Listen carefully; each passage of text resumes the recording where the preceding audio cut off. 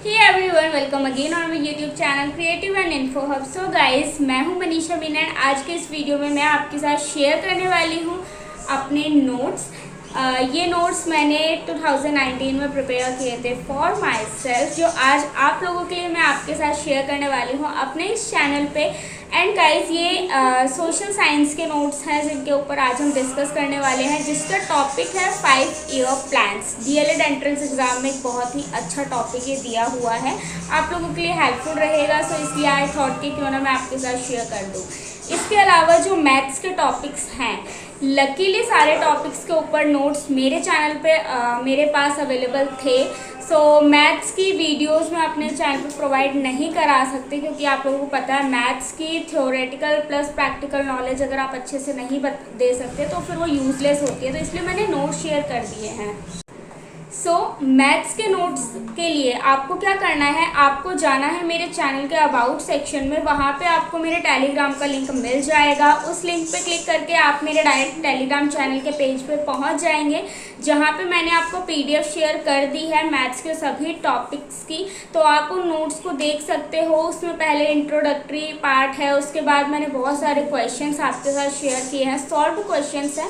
आप उन्हें देख के प्रैक्टिस कर सकते हो कि उन क्वेश्चंस में किस तरीके से सॉल्व किया गया है। एसएससी लेवल के नोट्स हैं ये, तो हो सकता है थोड़ा सा हाई हो, बट आपको कितनी ज़रूरत है, आपको उस टॉपिक को कितना अच्छे से क्लियर करना है, वो आपके ऊपर डिपेंड करता है। तो जितना आपको नीड है आप उतना उससे हेल्प ले सकते हैं। सो आई होप मेरी कोशिश आप लोगों के लिए काम आएगी। अगर आप मेरे चैनल पर न्यू है तो प्लीज़ मेरे चैनल को ज़रूर सब्सक्राइब करें एंड बेल आइकन ज़रूर हिट कर देना। Please keep supporting and start करते हैं आज की वीडियो।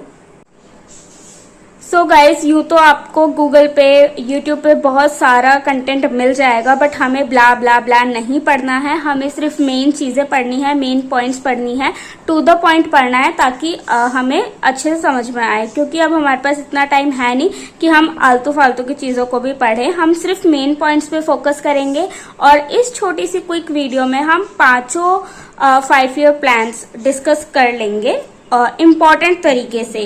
तो इसका भी पीडीएफ मैं शेयर कर दूंगी, पहले आप समझ लीजिए। तो फर्स्ट 5 ईयर प्लान कब आया था? 1951 से लेके 1956 तक हमारा पहला 5 ईयर प्लान आया था, जिसका फोकस था मेन एग्रीकल्चर पे। उसने जो मेन फोकस रखा, उसका जो मेन उद्देश्य था वो था एग्रीकल्चर, कृषि उसका मेन फोकस था। It was based on the Russian model.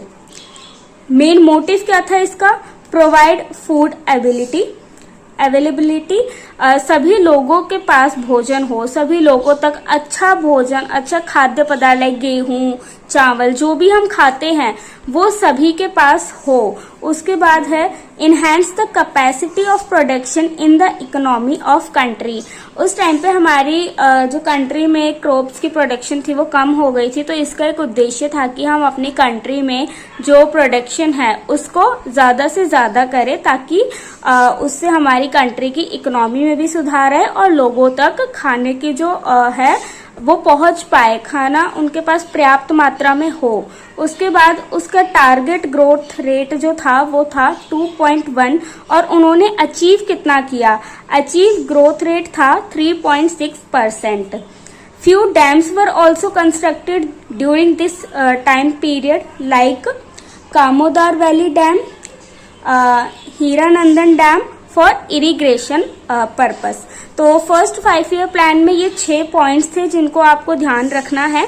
I think ये target growth rate and achieve growth rate इतना इम्पोर्टेंट नहीं है, आपको बस ये पता होना चाहिए कि कौन से 5 ईयर प्लान में किस के ऊपर फोकस किया गया था, क्या मेन मोटिव था, और उस टाइम पीरियड में क्या मेन चीज और हुई। जैसे कि यहाँ पे क्या हुआ कि कुछ और मेन डैम्स जो थे वो कंस्ट्रक्ट किए गए। Then National Development Council is made in 1952 for the reconsideration of these plans. इसके बाद बात करेंगे हम सेकेंड 5 ईयर प्लान की। हमारा फर्स्ट 5 ईयर प्लान कंप्लीट हो चुका है। तो गाइस देखो हमने कितनी जल्दी और कितने अच्छे से समझ लिया ना। अब चलते हैं नेक्स्ट 5 ईयर प्लान की तरफ, जो आया था हमारा 1956 से लेकर 1961 तक। इसका मेन फोकस था इंडस्ट्रियलाइजेशन पर, उद्योगीकरण पर। Industries of the country are so backward in economy due to Britishers. उस टाइम पे ब्रिटिशर्स, हम नए नए आज़ाद हुए थे, तो ब्रिटिशर्स की वजह से जो हमारे उद्योग थे, जो इंडस्ट्रीज थी, वो बहुत ज़्यादा पीछे पछड़ गई थी, क्योंकि ब्रिटिशर्स ने अपनी इंडस्ट्री इंडिया में स्टैब्लिश कर दी थी, जिसकी वजह से हमारे जो इंडियन इंडस्ट्रीज थी वो पीछे रह गई थी। ठीक, तो अब उनके ऊपर काम करने की ज़रूरत थी ताकि उन्हें भी वापस से उठाया जाए, वो भी अपने लेवल पे आ सके। तो ये किसने प्लान किया था? Jawaharlal Nehru and PC, sorry ये पता नहीं क्या है, मैं इसको प्रोनाउंस नहीं कर पा रही, बट मेन आप जवाहरलाल नेहरू याद रख लेंगे तो भी इनफ रहेगा। इसकी जो ग्रोथ रेट थी, टारगेट ग्रोथ रेट, वो थी 4.5%। इसके बाद इसका जो मेन प्रोजेक्ट थे वो था राउरकेला स्टील प्लांट उड़ीसा में, Durgapur steel plant and Bhilai steel plant in Chhattisgarh. Then 6th point, Atomic Energy Planning Commission is formed in 1958. IIT based come and exist in this time period. Achieve growth rate कितना था? 4.0%। तो इसमें हमने क्या देखा कि फर्स्ट जो 5 ईयर प्लान था वो हमारा एग्रीकल्चर के ऊपर था और दूसरा हमारा इंडस्ट्री के ऊपर था। ठीक है, उसके बाद बढ़ते हैं थर्ड 5 ईयर प्लान की तरफ, जो आया था 1961 में से लेकर 1966 तक। इसका मेन फोकस था on self attainment, no help from other countries. अब क्योंकि हम खुद, हमारा इंडस्ट्रियलाइजेशन हो गया, सबके पास पर्याप्त मात्रा में भोजन हो गया, तो अब हम खुद अपना हेल्प कर सकते हैं, खुद अपने लिए कुछ कर सकते हैं। अब हमारा मेन फोकस था कि हम अपने देश का विकास अपने दम पे करेंगे, हम किसी बाहर वाले से हेल्प नहीं लेंगे, बाहर वाले मतलब बाहर की कंट्री से हेल्प नहीं लेंगे। तो in this duration time is not good, हमारा जो इंडिया का टाइम पीरियड था वो अच्छा नहीं चल रहा था। So that growth rate of our country come downwards, जो हमारी कंट्री की ग्रोथ रेट थी वो बहुत ही डाउन चली गई थी, क्योंकि जो वो था, ये वही टाइम पीरियड था जब सेकेंड वॉर हो रहा था चाइना के साथ। किसका हो रहा था? हमारा हो रहा था, इंडिया का सेकेंड वॉर चल रहा था चाइना के साथ, जिसके कारण हमारी जो है इकोनॉमिक कंडीशन भी अच्छी नहीं थी और हम दिन पे दिन डाउन जा रहे थे। ठीक, तो इसका रिजल्ट क्या रही है कि खाने की कमी आ गई थी, lack of food, India's money is finished, India के पास जो उसकी खुद की करेंसी थी, जो पैसे थे वो कम हो गए थे। Planning commission stop for 5 year plan, जो 5 ईयर प्लान को प्लान करती थी जो कमेटी, वो रुक गई। Annual plans come for 1 year, अब जहाँ पे हम 5 साल के बारे में सोच रहे थे, अब हम वहाँ पे 1 साल के बारे में ही सोच के प्लानिंग करने लगे थे।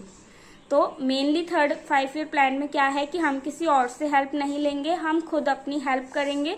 और इस टाइम पीरियड में क्या हुआ था? इंडिया का सेकेंड वॉर हुआ था। किसके साथ हुआ था? चाइना के साथ हुआ था, जिसका क्या प्रभाव पड़ा? खाने की कमी आ गई थी, पैसे की कमी आ गई थी, जिसके कारण जहां हम 5 साल के बारे में सोच रहे थे, अब हम 1 साल के बारे में ही सोच रहे हैं। बढ़ते हैं नेक्स्ट 4-5 ईयर प्लान की तरफ। Then in 1966 to 1969, third 5 year plan comes with 1 year annual plan. Main focus इसका था ग्रीन रिवॉल्यूशन के ऊपर, इसको भी आप ध्यान रखेंगे। फर्स्ट वाला जो था वो एग्रीकल्चर के ऊपर था, सेकंड वाला इंडस्ट्रियलाइजेशन के ऊपर, थर्ड वाला ग्रीन रिवॉल्यूशन के ऊपर, हरित क्रांति के ऊपर। देन फोर्थ 5 ईयर प्लान जो था हमारा वो आया 1969 से लेके 1974 तक ये रहा। इसका मेन फोकस था कंट्रोलिंग पॉपुलेशन, जो कि अब तक भी कंट्रोल में नहीं आई है। ठीक है, सिर्फ ये जोक था। मेन फोकस इसका रहा पॉपुलेशन को नियंत्रित करने के ऊपर। According to the census of 1971 population is 23.5%। और इसका क्या रिजल्ट रहा? Census of country is so high in this time period. East Pakistan West Pakistan war take place after this emergency held in India. इस टाइम पीरियड में हमारे भारत के अंदर पहली बार इमरजेंसी लगाई गई थी, जिसमें क्या होता है, आपके जितने भी राइट्स होते हैं वो सभी पर पाबंदी लगा दी जाती है, सिर्फ आपके पास जीने का अधिकार रहता है। उसके बाद nationalisation of bank is also going on in. इसी टाइम पीरियड में जो बैंक का राष्ट्रीयकरण था, नेशनलाइजेशन था, वो भी इसी टाइम पीरियड में हुआ था। सो आपको ज़्यादा डिटेल में नहीं पढ़ना है, जो मेन पॉइंट्स थे वो मैंने आपके साथ शेयर कर दिए हैं। तो आई होप ये छोटी सी क्विक वीडियो आप लोग के लिए बहुत हेल्पफुल रही होगी। यार आपका तो पता नहीं, पर मेरा ये टॉपिक मुझे बहुत अच्छे से क्लियर हो गया आपके थ्रू। तो थैंक यू सो मच। अगर मैं आप लोगों के लिए वीडियो शूट नहीं करती तो शायद मैं दोबारा कभी इन पुराने नोट्स को खोल के नहीं देखने वाली थी। So thank you so much. अगर आपको वीडियो पसंद आए तो प्लीज वीडियो को शेयर करना ज्यादा से ज्यादा एंड प्लीज सपोर्ट मी। मुझे आप लोगों के सपोर्ट की बहुत ज्यादा जरूरत है इस टाइम। तो प्लीज मेरे चैनल को सब्सक्राइब करें, अच्छी लगे तो लाइक करें, शेयर करें, बेल आइकन जरूर हिट करें और कमेंट में अपना फीडबैक जरूर दें। मिलते हैं नेक्स्ट वीडियो में। And yes, most important, PDF के लिए टेलीग्राम पे जरूर जाएं। तो thank you so much. Bye guys, see you soon.